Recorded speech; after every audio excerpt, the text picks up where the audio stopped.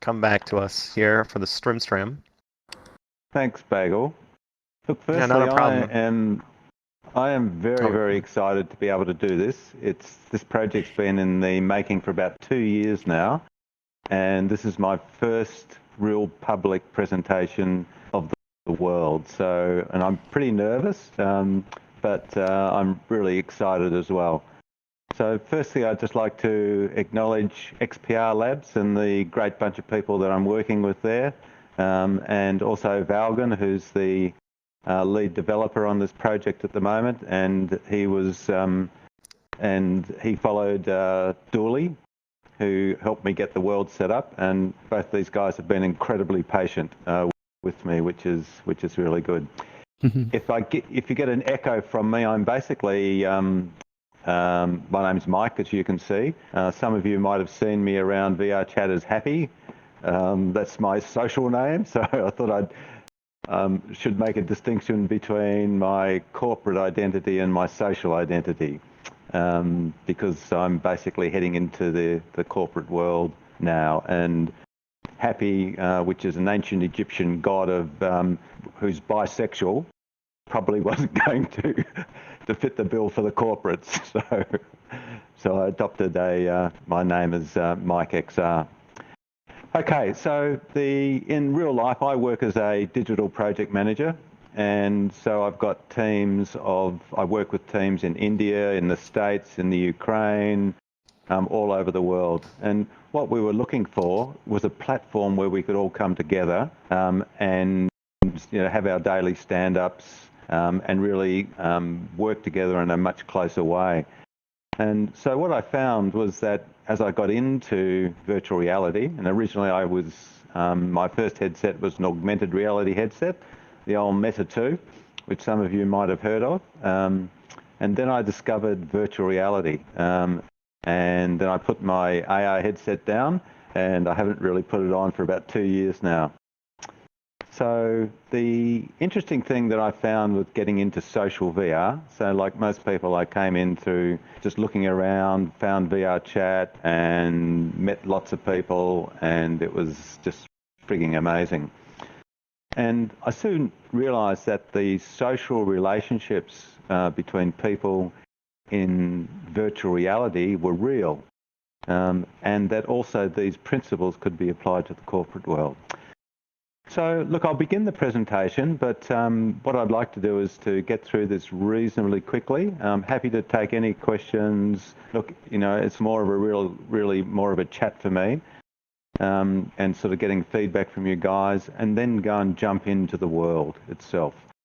And I hope you'll find it as amazing as what we believe it is.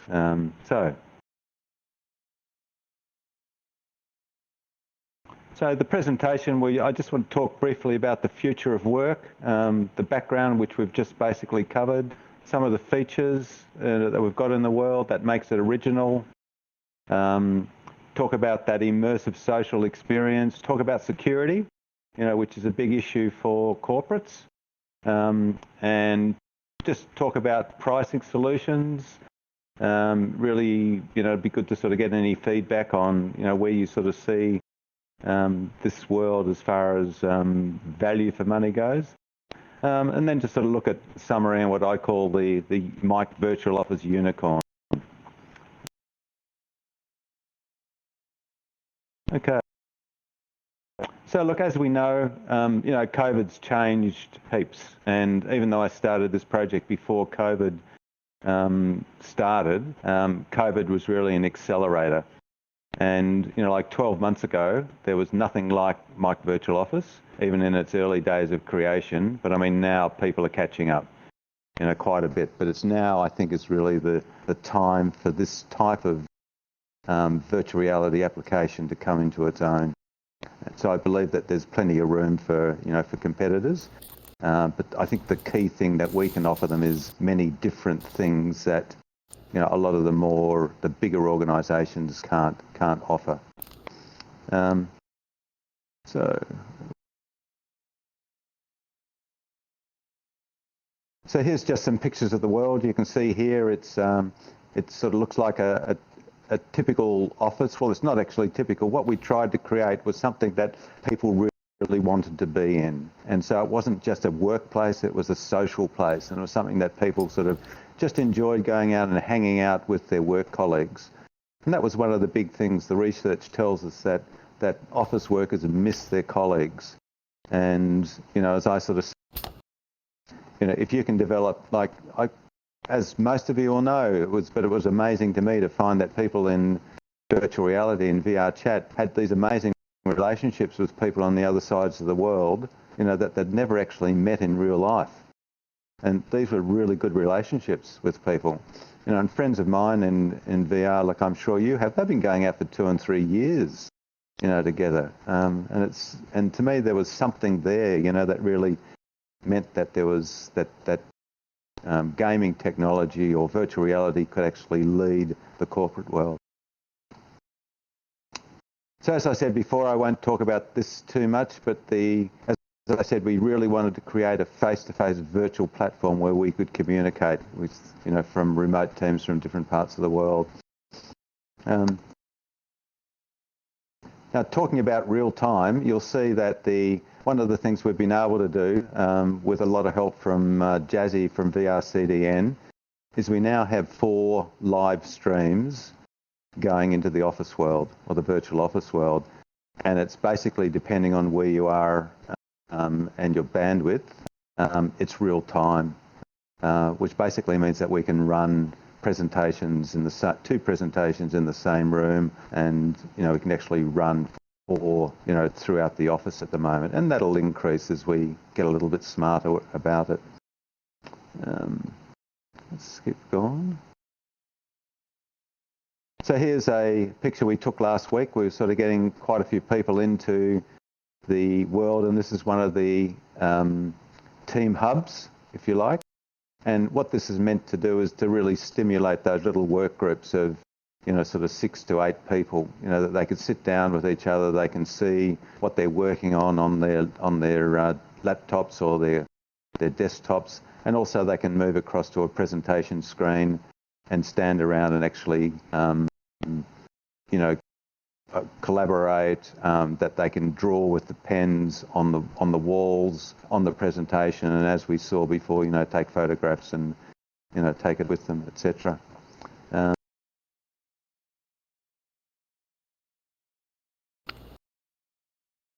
Oh, sorry, I took my finger off the V. I'm basically sort of on, as you can see, I'm on desktop at the moment, but in Australia it's winter, and I've moved out into the mountains to a little village that has NBN, but I've taken all my portable stuff with me. And also the other thing is that one of the main markets for this world is really desktop users, because most of the corporates, we had to actually have a platform that was accessible, on desktop, and that would fit most corporate machines.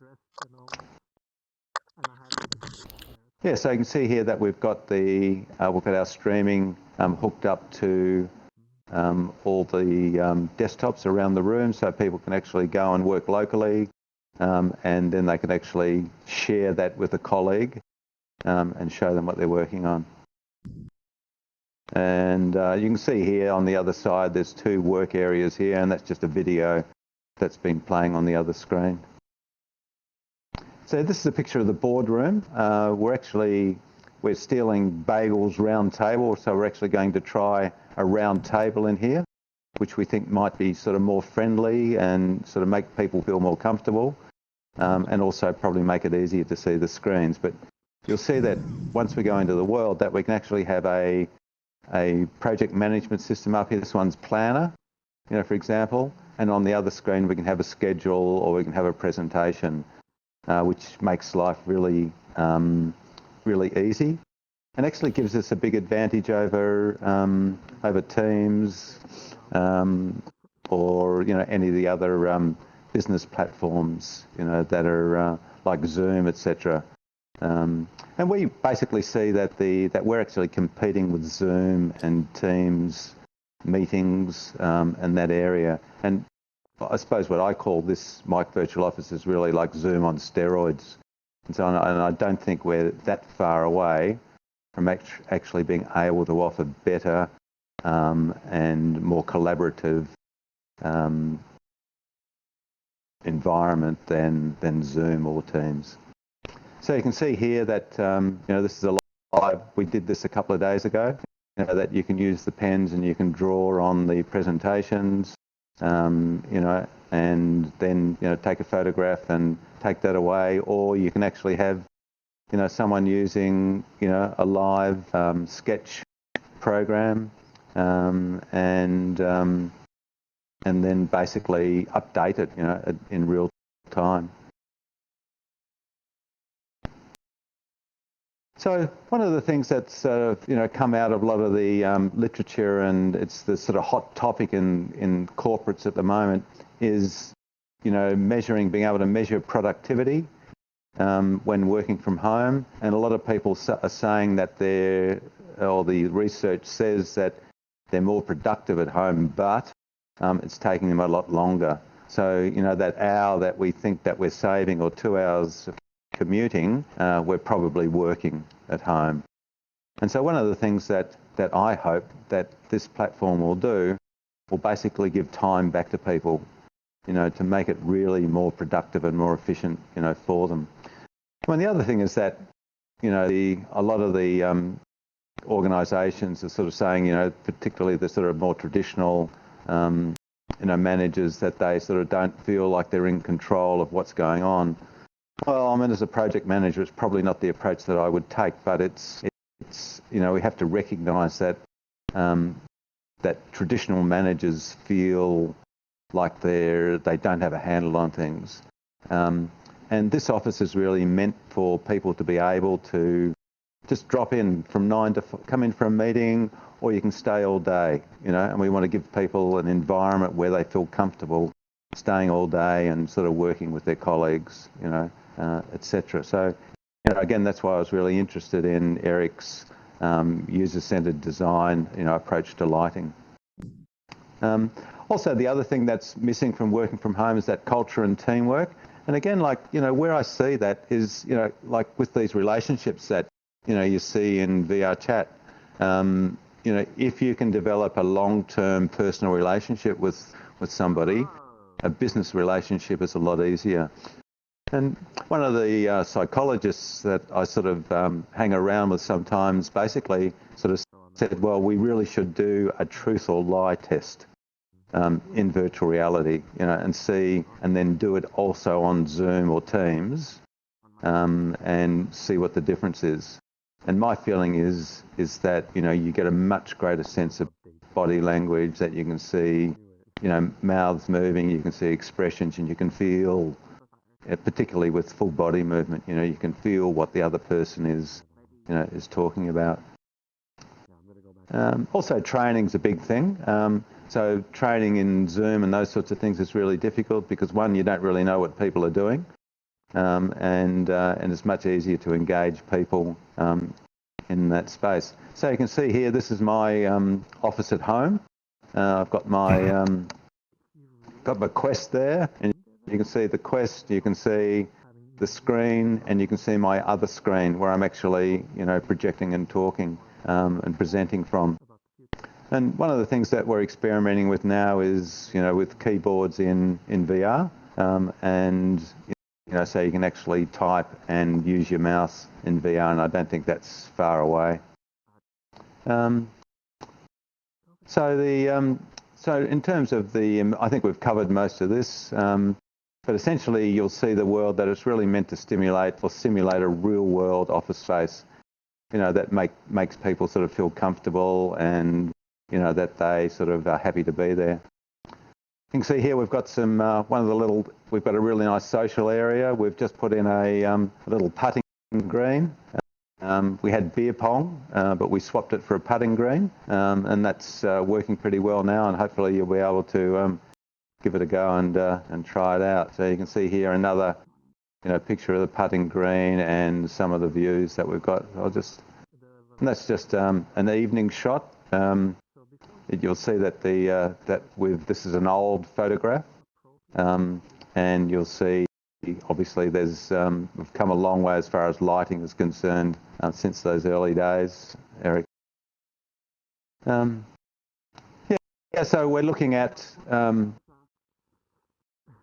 one of the things that corporates are going to insist upon is high levels of security.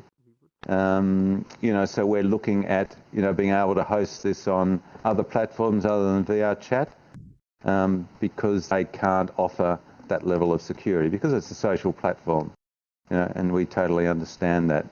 But there will be other platforms, there's 3 or 4 that organisations are looking at, at the moment, whereby they can offer, a higher level of security. But for now, we're with VR chat, and VR chat's a great framework and a platform for this to be developed. And also, some people are not really overly concerned about security as well. So that's the other thing. So look, basically, we're sort of looking at sort of pricing. At the moment, the world is private, but we're shortly going to open that up to public again. And then we can offer basically 3 levels of pricing. So the basic set price with limited configuration that people can just come in and hang out and use, for whatever they want to do with it. We probably may give them streaming capabilities in there. We haven't sort of decided exactly upon that yet. So we can also customise, and most of it's modular, so we can actually design an office. And this sort of jumps into Cyrix's space again, that we can design an office to make it look like a company's real-world office, with the skybox to suit, et cetera, et cetera. And then, from a point of view of enterprise, a fully customisable office. And I think that's really the area that we've got a big advantage in, compared to the larger companies like Microsoft and Facebook, et cetera. That because we're small and nimble, and really a lot of dedicated developers, we can customise really well and really easily. So this is part of it. This is our locker room or change room where we've got our avatars. And you'll see there, and again, like some of the avatars are not fantastic. Some of them are really pretty good.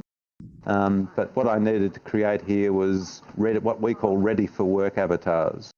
Because in reality, the safe for work and not safe for work avatars in particular, and VR chat are probably not that suitable for an office environment. And it was actually really difficult to get people to, or designers, and to actually build ready for work avatars.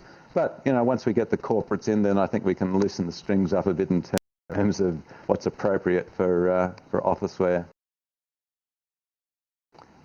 And look, you'll see here, this is the skyboxes of Sydney Harbour, and this is really just another relax area, but the bathroom and locker room area is just meant to be a bit of fun. It's another room, it's just entertaining, and it just gives people some more space and shows them what you can do in terms of the showers work, the bath works, the mirrors work, the doors close, etc.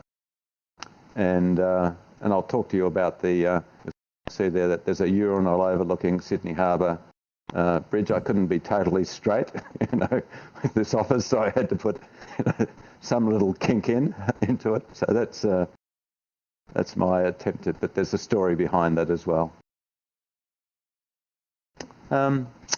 So look, we've basically sort of been through this. I've covered most of this. It has a lot of advantages, and in the but obviously in the sort of remote work area, but also even from an IRL point of view.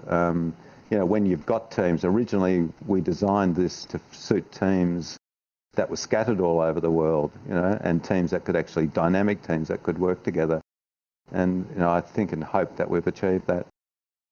So this is what I call the company unicorn. This is what makes us a bit different. It's to borrow from Aristotle, it's the whole is greater than the sum of the parts. And again, I think that this is something that the big corporations can't offer. and also it's something that we can evolve very quickly, and build once, we've taken a user-centered design approach, and we can add and we can customize this world very quickly, and that's our advantage. So, what we say here, it's a platform that looks, feels, and performs just like or better than a real-world office. You can access it through desktop or head-mounted display, or virtually all head-mounted displays, including Quest. It's interactive, with real-time streaming. We've got whiteboards, etc., that you can draw on. We've got 2 sets of pens, and a video library, just to make things more attractive to the users. And again, it enables those social relationships and business relationships, to be developed. And that's really where the lighting and everything comes into it, that we want people to feel that they really want to be there. So, and also some of the interesting things that, a lot of the corporates at the moment, complain that strangely enough, in a COVID environment, that they can't get the numbers of staff that they're looking for. And, things are changing. The workers now are probably have the upper hand, with corporations, because the corporates are just crying out for workers, for people to be able to have, the skill sets and things like that. And that's why I think you'll find that, XPR's, this JobCon, is going to be quite revolutionary, because, basically people are coming to look for people in the gaming industry and convert those skills to corporate. Now, my corporate job basically pays, for me to be able to build this world. And having companies like, partnerships with XPR and Hickey and those companies is just really fantastic. So I think that, all you guys, in the VR space, I don't think you realise how well you're situated, for employment over the next 5 to 10 years. So, and again, what we're trying to do is to look for ways, all the little bits, all the little things actually to enhance, productivity, and especially learning. So that's basically my presentation. Happy to answer any questions, and also I think the easiest way is to drop a portal when we're ready, and then we can jump into Mic Virtual Office. I sent a friend request to most of you, just in case something goes wrong, and then you can basically join on me if you would like to. Bagel. Yeah, I'll take it away. So I think how I'm going to handle this is that we'll actually hold off on questions, because I think the tour is really important, and it'll give you a lot more grounding for what this presentation was about as well. So if you can go ahead and drop that portal right there, we'll let him jump through first because he has to become master of the instance, and we'll give that 15 seconds. So go ahead and drop that portal, Mike. Okay. So you can see this is probably the main work hub. So we've got 2 spaces. Oh, your microphone cut off there, Mike. Oh, thanks, mate. Yeah. So we've basically got 2 spaces, and again, here, this is really meant for those small teams of 6 to 8 people. So you can basically come in, you can grab a computer like you would normally do in a real-world office, sit with your colleagues, and you can see here if you've actually put the optimize button on.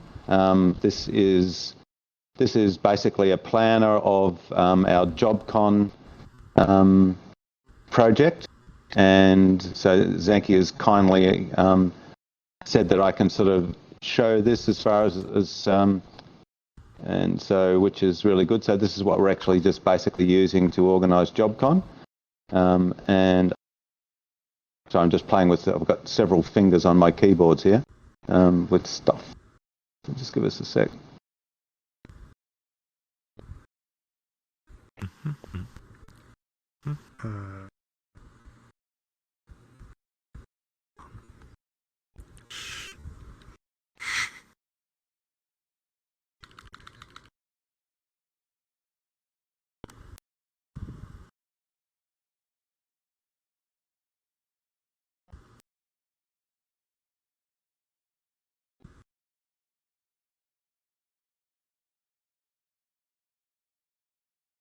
I'm just going to refresh. Oh, yeah, we could resync. That's probably a good idea. There we go. Is that a global or a Everything- local resync? Local. It's a global. Valgan, I'll let you talk about that. The resync button is local. The choosing a URL is global. Okay.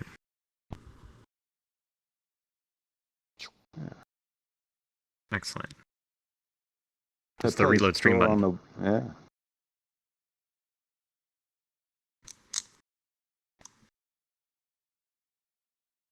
Oop, somebody closed it. There it goes. Excellent. That seemed to have done the job. Are we supposed to press? I can see. Oh, wait, I see on that one. Oh, Valgan's is working. Oh, yeah, if you don't see it, then the reload stream button should work. Thank you, VR chat video players. I'm all good. Yeah, we see. Am I we see supposed to Valgan's press just something fine. else? What are we supposed to be seeing a video? Is that what's No. going on? I'm a little confused. Yeah. Are you not seeing the video on the screens for you? I just see a desktop. Are you on O2 or O3? Oh, okay. Yeah, the I think the desktop is the video, isn't it? Is it supposed to be playing? Here, let's try reloading this one on this side. Are you running on 02 or 03? I thought I was running on 0, but maybe I pushed 02 by accident. Well, we can I am definitely running see on your OBS 03. now. Yeah, I can see the OBS. I see This is Valgan's me. OBS. This is not supposed to be me. Hold on. Shall I press 03? Oh, no, you're loading it. Okay. Oh, Yeah. 03. Valgan's got it. Yeah, 03. Yeah. Is it your laptop that's on 02? We'll get everything figured no. out eventually. Yeah. So my laptop is on 03. There we go. There I we can go. see it now. There it is. I Yeah. can see the desktop. Yeah. Awesome. I see the teams. Yeah, that's It might take a bit that's for the you guys thing, yeah. for it to sync for you. Keep in mind, the further you are away from Australia, the worse it's Yeah. going to be. Mm. Yeah, look, we've Hey, basically, I how's it mean, with VRCDN, it's Good. yeah. So we're basically working through these issues at the moment, and so it's certainly not perfect yet, but we're just about there. But why don't we go into the boardroom and just have a look at that there, and you'll get the concept of two images together, or two screens together. Yeah, looks like I've just sort of been modeling, putting Also, things Mike, together, can I have a suggestion? pulling my hair out for Something that could help various you. projects, as usual. Same day, different day. We'll keep Mike, suggestions over here. until after the presentation, Jenny. It was more like the microphone thing, that they can turn on the new microphone and coming in this things. week. Yeah. Yeah. So they don't have to hold it. I've tried everything. It's a Well, whole you new prefer controller 60 situation, background unfortunately. Okay, I understand. Reason for everything. Yeah. Lighting me is lovely. So again, here the idea is that you can actually run two presentations at once. So you can have for example, your planner or Trello, up here, and you can open those up and have a look at the cards, and then at the other end you can put a schedule up there, which we use quite a bit. You can run a video, and so it's very interactive. You can then grab pens and you can draw on the windows, on the walls if you like, or on the table, and take photographs, etc. to put onto your desktop. So Awesome. yeah, and why don't we just go through and have a look at the social areas as well? I think that's sort of something I'd like to show everyone.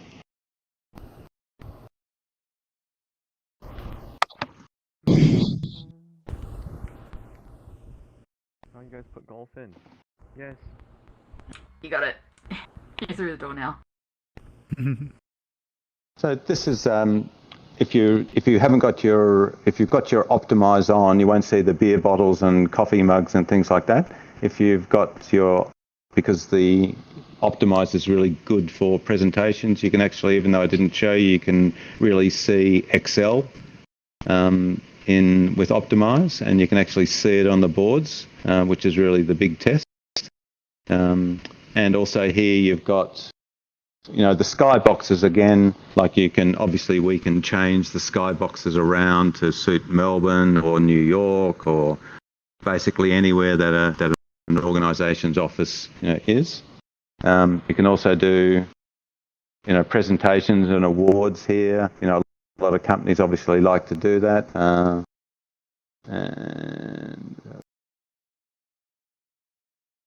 And particularly, Friday nights or drinks after work, etc. And people can just come in here and relax, or if they've been here for a meeting, they can actually go and grab a bean bag and sit in a corner, and just get to know each other and, and just build those relationships that people have been missing over the last 12 months or 18 months or so. So, yeah, and the next area here, or the last area, is really the avatar locker room, and which is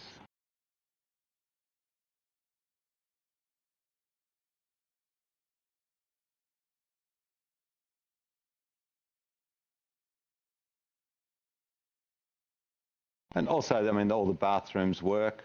So, this is really just a little look and feel, and it's a bit of window dressing, but, it's sort of something that, people will interest people. And you can turn the showers on, close the doors, have a bath. The water needs, we've got a little issue with the water that we're just working on at the moment. Well, it's just down, we've basically been working on the streaming over the last couple of weeks, so these little things will sort of fix as we sort of finish the world. And these are my ready for work avatars. It's been a real journey, just to get some of the avatars. There's an avatar shortage, like avatar creator shortage across the board right now. Yeah, but that's been like, I was lucky with Arame. She made quite a few avatars for me, which is good. Oh, they found your toilet. Oh, yeah, right, okay.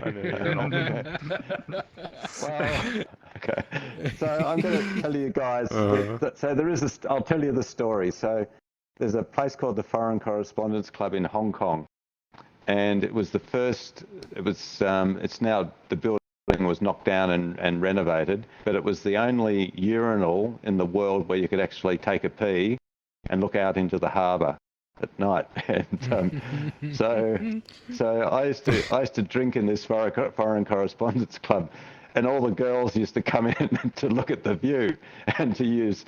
And one day I came in and there was this girl using the urinal in the men's, and it was so funny. And since then it just became a trend, and they actually had to put a guard on the door to keep the girls out of the men's urinal. It was so fascinating. They had to find out. And so what I did was I actually put, because we're gender neutral in VR chat, I had to put 2 urinals in, one for the girls and one for the boys, so they could actually see the view as well. So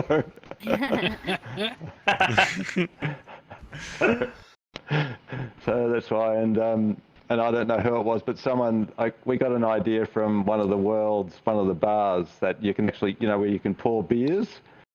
And so someone was telling me, well, we could easily adapt that feature, to the urinal, so you could piss down into the harbour if you really wanted to. Oh my God. Oh god! Nice. Would not recommend. The moment that I see that on my team's checklist, oh my god! You need me to do what now? All right, so I would say that since this is the last room, let's move back to that social area that we saw. There was a nice little stage there. I think that would be really great to set up there, and we'll have our questions there.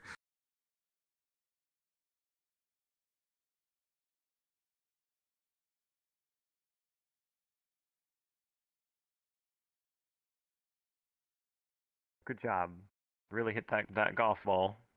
All right, if you have any questions or anything like that, I mean, I'm going to be standing in line too, as I got a written question, unless you want to ask it yourself, Elise. Or am I fine with it? You're fine with Maybe asking it. All right, I'll ask it then. All right, so this is a question that Elise has had, and basically just line up behind me if you're interested in asking any questions. This guy is highly experienced in the business world, as well as he's been with our community for quite some time as well, enjoying the things that we have. So he's bringing his business expertise into what he also knows about community and things like that, as well as he's establishing this here. In terms of VR, he's the one that's really taming this kind of, or helping orchestrate this taming of the systems that we have here. And we all know, if we've worked on VRC for any period of time, we know that that can be quite the task. You got to know the right people in the right places. So anyways. VRC, I hate it here. So with Elise's question, she says, in the current Australian climate, given the current state of lockdowns that keep going backwards and forwards with no signs of stopping, do you see this as a future for those industries who are suffering from worker loss to maybe get them more into work, since it would be from home, but still have the environment in addition? Do you see this being better suited for those who do suffer from the work from home environment, from the lack of social contact? Yes, I do, and it's something that we designed the look and feel of this world to be able to do. I think it's very difficult, particularly for older generations, to understand the concept and what's really possible in VR. And so what I'm trying to do is, or what my main objective is to be able to bring them in and to keep them comfortable, initially. So I think, like a lot of the developers that I work with in IRL, I mean, they've got it nailed. I mean, most of them are gamers anyway, so they're all fine. But it's the older generations that, that I think we're going to take a fair bit of the effort. And I think that's one really good thing for them, that they can say, that you can say, well, come in here, you can actually build relationships, you can socialise, and, you can actually get to know people, a whole lot better. And strangely enough, some of the older ladies that I brought in here a couple of weeks ago that I work with, they were a bit apprehensive initially, and I brought them in, and then, by the end of the first session, they were asking me, well, I like the avatar, but can I actually change the colour of the dress? Or can I have higher heels? Can I have my boobs a little bit bigger? So I thought, yeah, you're getting it. So yes, I think that this is probably a good way to bring people into the world, to give them those, to enable them to have those relationships. But we have to be careful. Like one of the older people I know, I sent him some instructions on how to join VR chat and come into the world, and he just couldn't get it, and he was just so embarrassed, that he just felt so silly. And so they're the ones that I have to be really careful with, and basically give them a one-on-one guide to the world. I hope that answers your question. Yeah. Yeah. Thank you for that one. So is there any other questions that are coming up? Does anyone want to ask a question? Raise your hand and we'll call on you. Hey, what's up, Fox? Go ahead. Hit it up. So with this, like you said, you can adapt. You can still, I need an office for, graphic designs. You change the layout and how the teams would lay out, or you have one for a completely different project. Its layout's different. You can build per business as needed for offices meetups. On that, do you expect more people to want to more adapt to it because of the fact of for example, like several businesses and whatnot, take Japan, for example. It's very crowded. There's no space. Nobody can just pop up a new building and have a new office. When you have limitless space you can do in a virtual environment, you can pop your business up here. It's purely ran off of servers. Here you have one small little server building for everything, and you can still host everything remotely and get everybody together on the same page, do all the work you need to do. And even then, So for a future direction for it as it continues to grow, like more, like I said, you can take, and we're running out of spaces in the world in general where I can just like, oh, let's just knock down, 40, 50 acres worth of land of trees here that we need to breathe in the first place and drop an office building. When you can just do that in VR and not have to damage anything and still be able to get exactly what you need. How about on the future going through it? Is it going to be more adapting to, as it grows, people's changes and everything? Will it more or less be able to grow and expand? The whole thing is customizable what you need, but will it expand and keep growing to the point where we could eventually just like, you're hired here, you come in virtually, hired virtually, work here virtually. It's where to the point all you need is your own home. Or if you need to go to a, maybe even a small pop-up brick and mortar building, they call it in the work from home industry, the brick and mortar buildings for it. You go to here and you log into your station here. It's where you can still virtually remote with everybody else. Say your company's based in Australia, but you have small office brick and mortar if you don't have the equipment at home. Work in a brick and mortar in America somewhere until you can do it from home, as an example. Look, Fox, I think you're spot on there. And I mean, you've just given us, a really good idea there, because I mean, some people won't have the equipment. I mean, even though our first audience is really desktop, followed by Quest, and then, sort of all HMD sets. I mean, I totally miss my Index at the moment, I've got to say. But and so I think that's probably something that we could work with some of the companies, like even so. In fact, I was trying to work it out, because people could go to their companies and basically just use VR as their main means of communication. Like so we're thinking about, how to combine Zoom meetings with virtual chat meetings. And when you think about it, because our streaming, you're basically streaming your desktop, into the world. So, with a little bit of fancy footwork, you can actually combine Zoom meetings with virtual reality meetings as well. Yeah. So thanks for that, that little idea. Yeah. Mm-hmm. Any other questions? I saw Fia, your hand come up. Yeah, I mean, I have tons of questions. I could go on for a very long time, but I'll try and limit myself here because I'm very excited to just know, more about like what you're doing here. But I just want to clarify for my own sake, is what you're doing actually selling these spaces to other companies to use? Is that kind of what's going on here? Because I haven't heard about this before, so I'm a little curious, just kind of like the details of what goes down in a what kind of companies are interested in this, and what are some of the, like, I don't know if I'm allowed to ask like what some of the prices are. I'm very curious on how that works. Yeah, Fia. Am I pronouncing your name right? Mm-hmm. Yeah, it's Fia Bunning. Fia. Yeah, look, we're basically pitching it at three levels. One, we want to give something back to the community, so we want to be able to have this type of office that people can come and use, and with no cost, and they can have meetings and etc.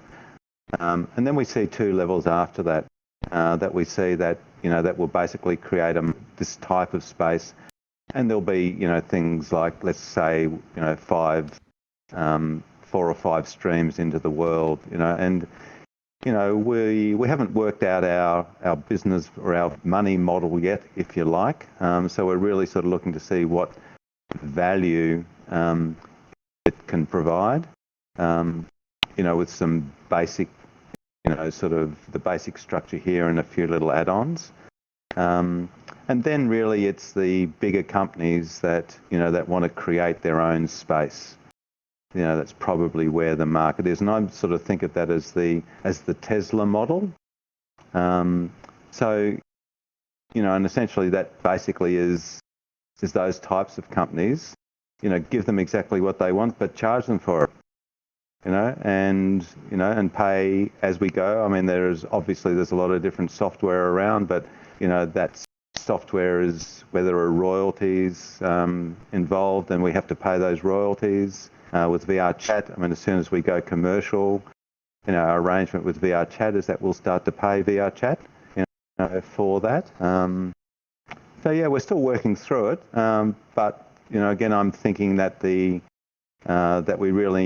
I'm looking for a couple of larger companies that that see this as a really good opportunity for them and to build it, customize it for them, which again will give us the advantage over some of the other people that are coming into this market, at the moment. Does that answer your question, Fair? Yeah, no, that's super helpful. The only other thing I'd like to ask about then before, I just go off rails with questions is, I noticed that the world is PC only. And I was curious, what are your plans for Quest compatibility? Because obviously that's kind of where the VR market is right now, is with Quest. So I'm interested in, like, are you guys, like, planning on really chasing that? Or is there a reason we're not Quest compatible yet? Or is it plans to? Like, what's going on there? Yeah, so the world will be Quest compatible. Valgan's working on that at the moment. The SDK2 this world upload was specifically Quest compatible. is not at the moment. Okay. Mm-hmm. Yeah, so that's definitely sort of top of mind. So once we complete, this world, then we're going to build out the Quest world. I've done a lot of work with Valgan. He's very proficient in optimizing things for Quest compatibility. So when he says it's coming to Quest, it means it's coming to Quest. Yeah, I don't doubt anything Valgan says. Valgan is very talented. He's a very smart guy. So, is there any more questions there, Fia? No, that's good for now. I don't know. It'd be fun to talk to you some other time, I guess, Mike. Where it's not like in front of a whole bunch of people. But I would definitely love to learn more about what you're doing. I can arrange that easy. I can that'd be a real pleasure. Something set up there. Cool. All right, that's it for me. Awesome. Any more questions? Okay, clearly coming up. All right. And then we'll get Lily next, and I think that will be, because I think I saw your hand up there as well, and that'll be, I think, are you getting a question too, Elemental? Yeah. If you can, then get behind Lily, and then I think that'll be all. Honestly, we'll stop there. You'll be the last one, Elemental. Go ahead, clearly. Okay. Just want to say that this world is really cool. I love office spaces. As someone who's kind of worked a little bit in healthcare corporate, it kind of feels like I'm at home in a sense. So my question is, as we've kind of seen Serix's world, and we've kind of seen other users in VR chat that have specializations. So Serix would be specialization in lighting. Vogan would be specialization in programming. You might be specialization in project management. Do you see a market in VR chat where there would be kind of a curated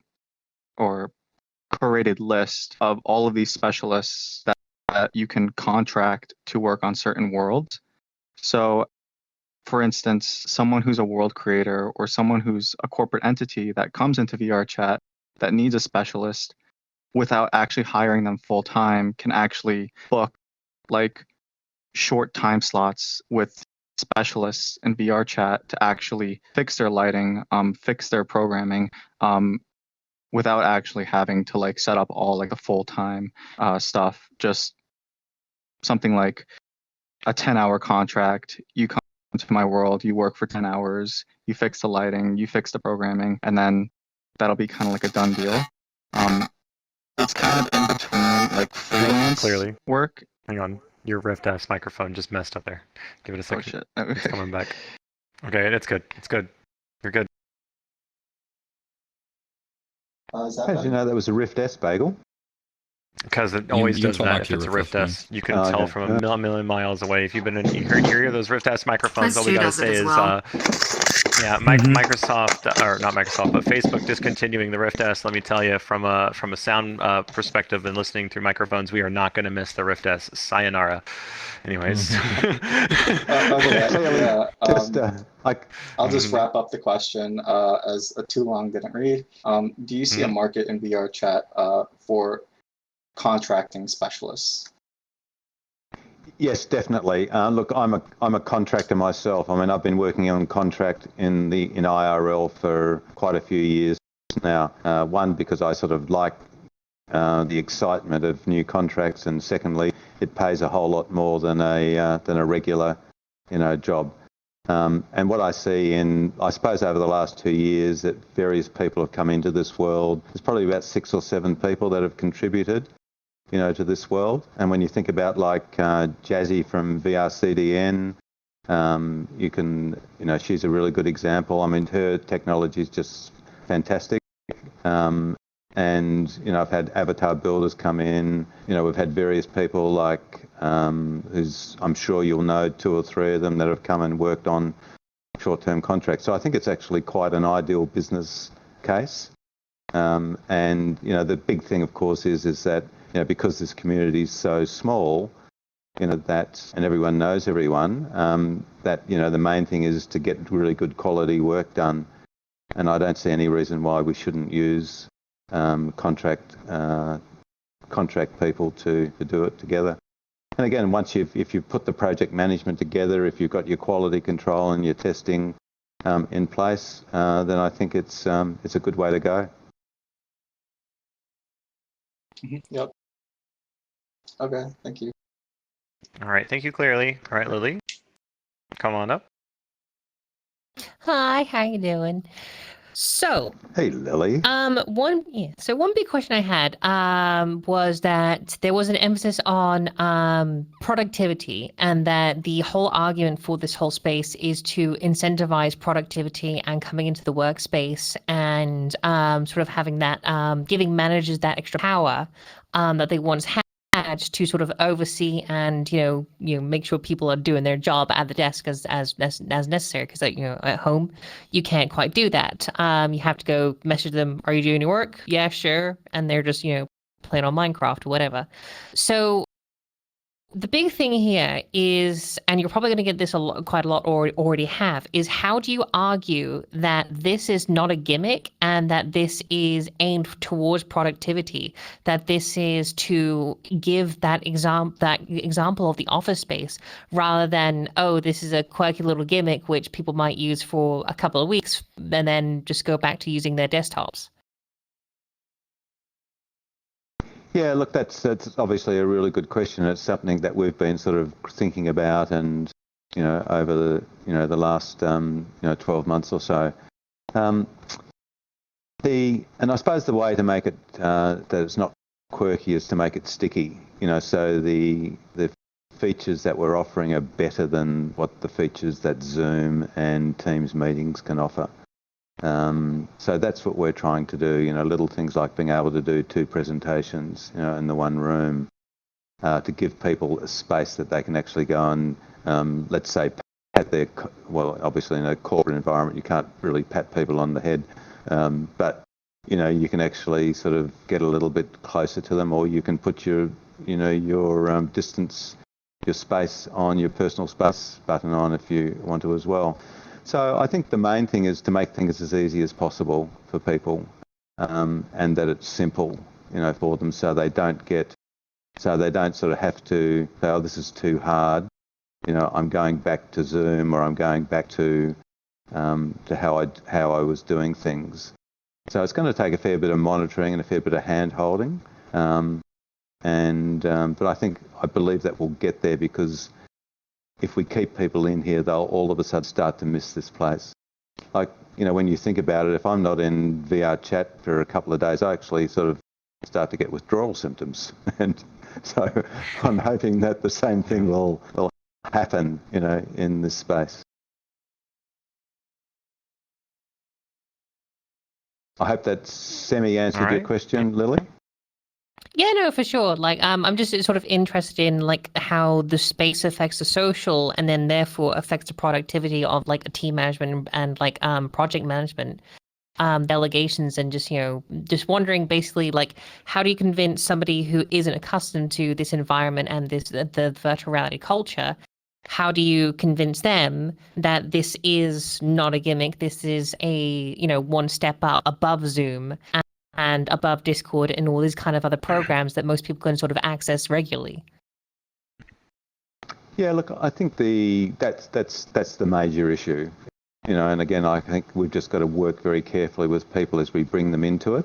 I think like with the teams that I work with, as I said, the developers and the designers that I work with, I mean, they're just totally across gaming and these types of spaces. So, I mean, they will adapt adapt to it, like ducks to water. It's just the older people, the older generations that I need to be very careful with. That's true, if I may. I know this is your thing, but this is something I'm incredibly passionate about, as Lily's done work with me, and we understand. I get exactly what she's trying to ask here, actually. I think the thing that differentiates this between being just a gimmick and then something that people are going to use for 2 weeks and toss away is the presence, right? Nothing really associates yourself inside of a working team environment, people who are passionate about working in those team environments, than looking over at something as simple and then seeing your buddy right there working alongside you. And then not only that, you get the benefit of also being at home. So you know that not only is this environment giving you that ability to not only respect personal space from, which work encourages anyways, of respecting people's personal space. This environment gives you that space, allows you to customize your space to what you want, to how you need it to be in order to get into that work mindset or the zone. You can request it. It pretty much happens. It doesn't cost anything really to customize your virtual environment, as opposed it would be to customize your real life environment. Because you can make the entire room change, and be very nice for a creative atmosphere. It's just the plethora of tools that are already being developed that we already have access to has given us more reason to do things in a collaborative way in a virtual environment that have already pushed productivity to levels that we haven't really been able to accomplish with other tools. Being able to visualize that sense of scale as well. Actually, a lot of people, they don't think in terms of words and letters on a slideshow. That can be very difficult. It's much better to get people in that environment to look at it, and because you can do it remotely, you're not paying a ton of money logistically to get everyone into one place. You can just get them there, show them this is what we're doing, bam, easy.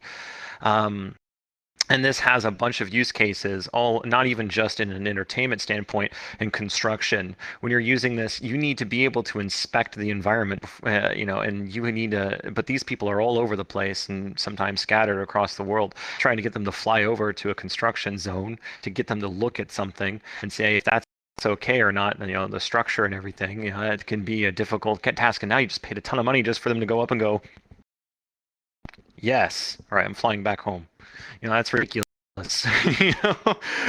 So the use case is very, it is varied from real estate construction, the medical field, where you can have virtual simulations in an environment. You no longer have to hunt down some tools in that case. I mean, I know Yuhi over there in the back works in a medical, and already is involved in probably utilizing a ton of technology that's coming out that trains medical staff in a simulated way. I mean, heck, widespread simulations through the CPR is a huge use case, but you can now distribute that for free for anybody inside of a virtual environment. You can have it be able to tell how hard you're pushing things, and that can be given to everyone. CPR training, which is a necessary thing these days, basically, if you're going to work in any office environment. It's use case is incredible. I can continue to list off for ages.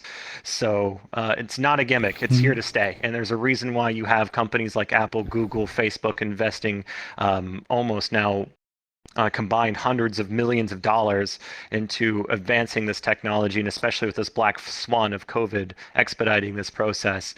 It's caused a massive shift in mindset from a big corporate side that, if you want to stay competitive, the smaller ones will follow.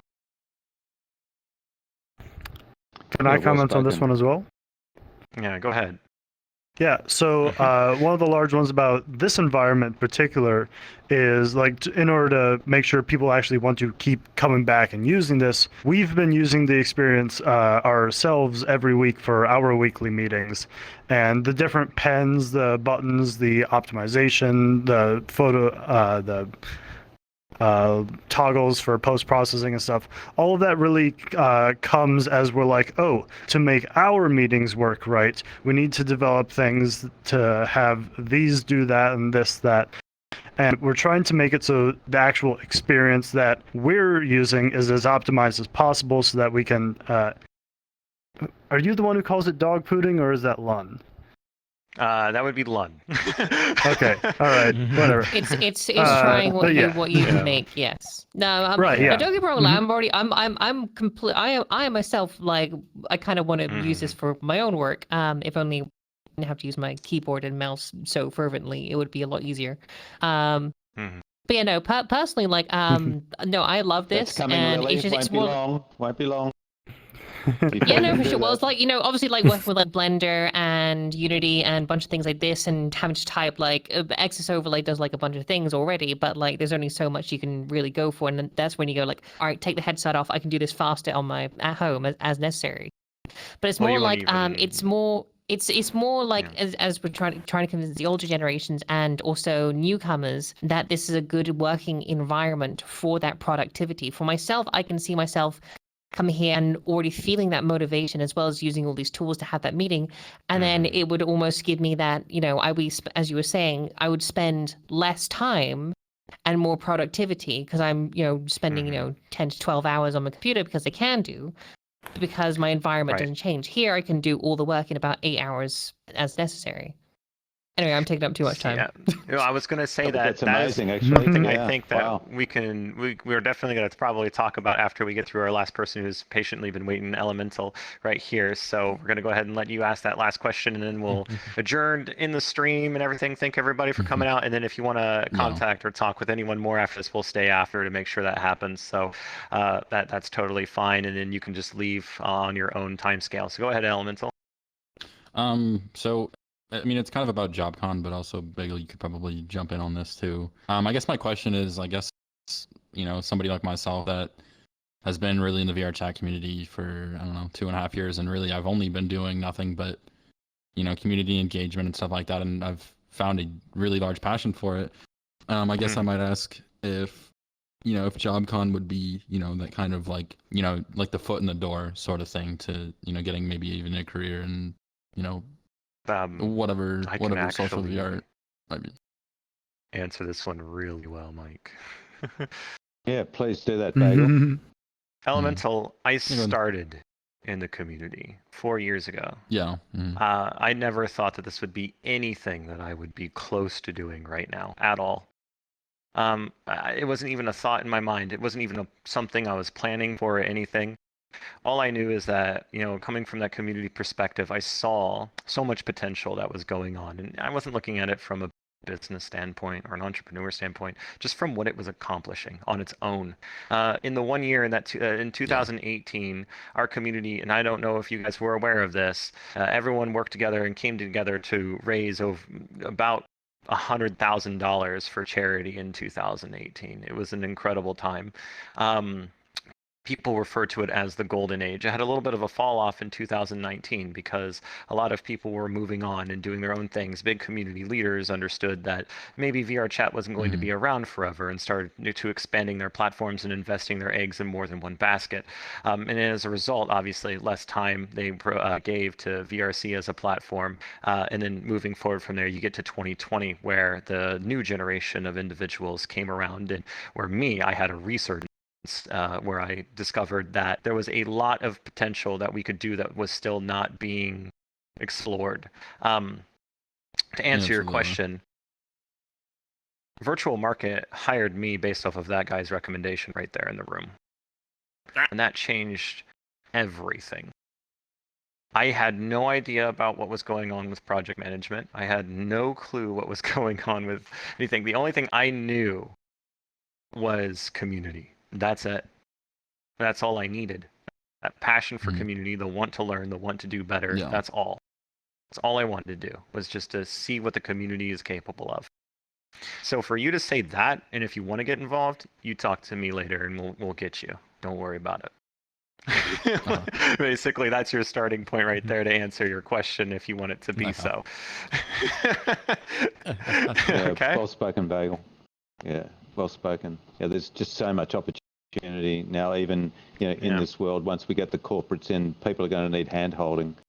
And I don't know. Like I said, I mean, I've literally seen just like the VR chat. I mean, I guess really just the entire community over the last 2.5 years vastly changed. Like, it's not even like you can't even compare, 2021 VR close. chat And to right after September, I'm telling you, September, everything changes. Everything. The ball game changes. Yeah. It's going to be absolutely incredible. And I'm trying to invite as many people who are passionate about this stuff to be like, hey, if you want to be a part of the train, please let me put you somewhere so that you know that you can see it and be there when it happens. Like, you know, you really want to be this. I'm like, oh God, please, we need volunteers for so much things. And then once we get those volunteers, it's like, okay, now you can start building your networks. You can start being with those community people. You can start understanding the names of the individuals that, yeah, I was gonna say I really like feel myself like more times than not like just wanting to just engage with people in my community, and I'm like I love that so much.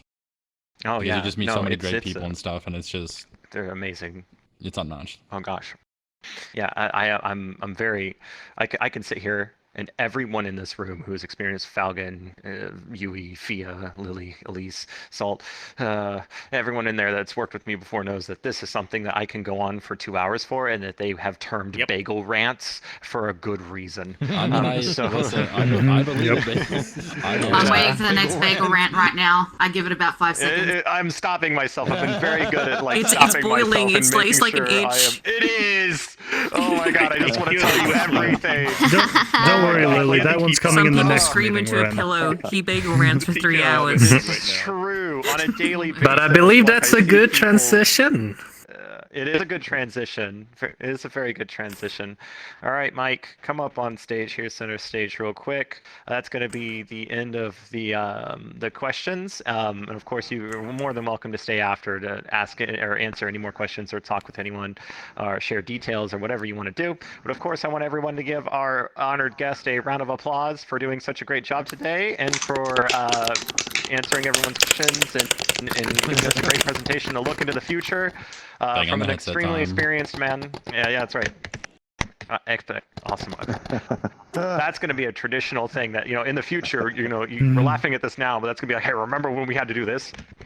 It's going to be calling it out. Either that or in real life, we'll just start hitting our heads for clapping. Oh yeah, it'll become, oh my God, it'll be just a new twist. That's just what people do, right? We have to add that. It's a feature now. Oh man, that's how we greet each other in real life. Well done! Smack, smack, smack, smack. My brain has been enhanced. Bam, bam, bam, bam, bam. Anyways, but yeah, thank you so much, Mike, for coming out. That's going to be the end of our presentation for today. I also want to thank you again, Cyrix, for coming out, and thank you all for coming out and enjoying this. I want to invite you to our next week's presentation, July 7th at 9 p.m. EDT. We're actually having somebody from NASA come in, and she's going to be showing us what and with a 3D model inside of VRC, she's going to be able to share with us the stuff that she worked on the rover, and she actually worked on the cameras. So the stuff that actually gave us all of that amazing imagery from the surface of Mars, she worked on the cameras. She'll be able to tell us everything. Obviously, she's authorized to tell us from NASA, and it's going to be an absolutely incredible experience there. So I want you to definitely think about clearing your schedule for next week. It should be extremely amazing. We're in a very immersive world is designed for this, and we'll basically be right there on the Mars surface talking about the rover itself with someone from NASA in a virtual environment. If that's something that you're interested in, clear your schedules for that, right? And remember to join the Discord and follow on Twitter. That's right. Follow JobCon's Twitter. Hit the bell. That's right. Hit the like bell. Slam it. No. Jesus. Oh man, this modern marketing these days. Oh, slam that bell, LOL. So at JobCon 2021 is what it is on Twitter, and from there you should be able to easily join our Discord as well. There's a, I believe, I thought it was a link on the website. Well, if you want the invite, I'll give it to you. I'm going to make sure that it gets somewhere now that I have noticed that it's not. It's on the Twitter, which is where it should be. I will change that myself. Anyways, if you want the JobCon Discord, I'll send you an invite personally. It's not a big deal. And from there, you can get updates from all these events. We're having events every Wednesday exactly like this, leading up to JobCon. So it's going to be around that time frame, 5 p.m. EDT to 9 p.m. EDT. And we're inviting a whole bunch of presenters, people who are very insightful. And like I said, last Wednesday, Wednesday, or the Wednesday prior, we ended up having somebody in here, Russ Rive, talking about his experience, and he's been working in the AR XR field since 1996. So like I said, it's giving you that perspective of what's going on here. And if you really want that perspective, join us. We're about to give it, and in all kinds of categories as well. So hopefully that ticks a lot of boxes. Excellent. In that stream, we're good to go. Okay. No, thank you. Thanks, everyone, thank you so That's much. really We'll see you fantastic. next week. Yeah. Bye-bye.